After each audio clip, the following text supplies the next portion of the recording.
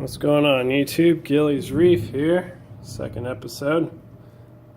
It's exciting, shows some commitment. So I got some new coral. I traded that hammer, the 2 heads of hammer coral I had over here, and that blue little colony I had, blue zoas right here. Traded those two. I found a guy on Facebook, and I was asking for some frog spawn specifically because it's one of my favorites and I've always wanted one. So got that, and he hooked me up with some extras, which I didn't ask for, but definitely appreciate it. I love this hobby because of people like that, and once I'm in a position to give back, I'll definitely hook people up with frags and stuff. So he gave me some pallies, or what, I don't know how you say it, but just some basic ones. These zoas right here, I forget the name, purple people eaters, I think. 3 heads of eagle eye zoas, and that's it. So definitely got the tank full now. New fish, as you can see, a little damsel. I know, damsel. Such a noob fish, but I'm on a budget, just like most of the people in this hobby. And I wanted to fish with some color. And to me, those little yellow-tailed damsels, that blue is just radiant. I can't take my eyes off it. So nice cheap fish to get. He hasn't bothered my clownfish at all. He's been there for 2 days and pretty much has been in that same spot. So hopefully he starts swimming around more. Everything else is going good. Oh, a different person I met, I got that little frag of purple bird's nest for $5. That'll be nice once it grows out. And today, very good trade today. Had 2 power tools that was laying around in the garage I wasn't using, and I found someone with a used JBJ auto top off. So I got that, which is gonna be awesome, so I don't have to worry about manually topping off my tank. And this little 10-gallon evaporates quick. It's crazy. I don't have a top on it. I don't like tops. I like having as much oxygen exchange as I can with the water, so I'm sure a top will help, but not my thing. So that same guy with the top off, he had a Clarkie clownfish I was getting beat up and asked if I wanted him, and I felt bad for the fish, so I said sure. All I have is a 10-gallon, so it'll probably be temporary until I can find a better home from him. And the guy said that's fine.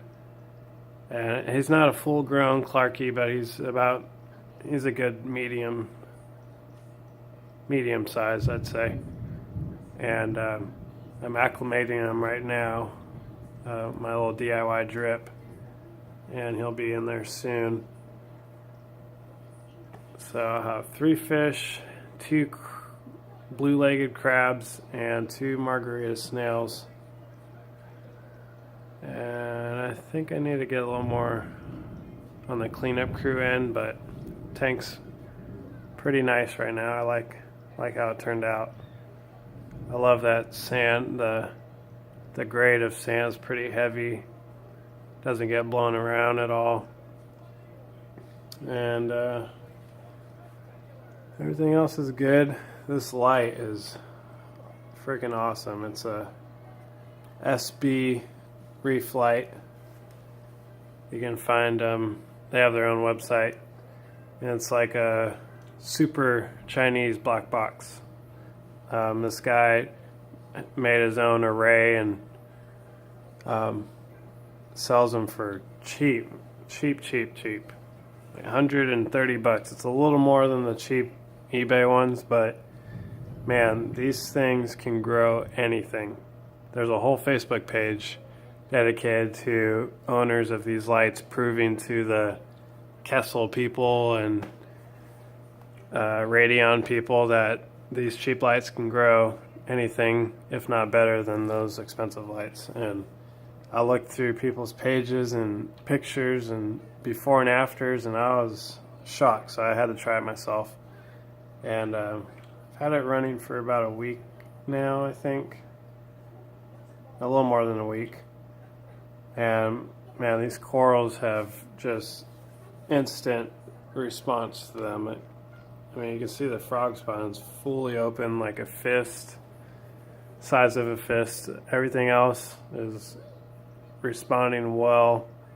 I run my blues most of the day at 30%. I only have my white channel on, which is full spectrum, for about an hour throughout the day, and I run that at 5%. So I like running the blues mostly. I think the corals grow a little better just with the blue. I mean, that's what I've read, people on forums and stuff, so I'm giving it a try. And still rocking the little HOB filter. I got Chem Pure blue in there and some poly filter. That's about it. And that's everything. So I made a chart on my computer spreadsheet so I can keep track of my water parameters throughout the month. So it'd be cool to see, pay attention to fluctuations and stuff. And at the end of the month, I'll do a video and show you the spreadsheet, and I thought it'd just be cool to share with you guys. So I'm gonna get this auto top off cleaned up and set it up. I had an extra little pump laying around in the garage. It works out perfect. So I mean, it's not gonna be beautiful. I'll have the hose, the return hose, just hanging up there somewhere. But this is not a high-tech tank at all, so I don't care. So thanks for stopping by. Thanks for watching. Stay tuned for the next video and follow along. Thanks.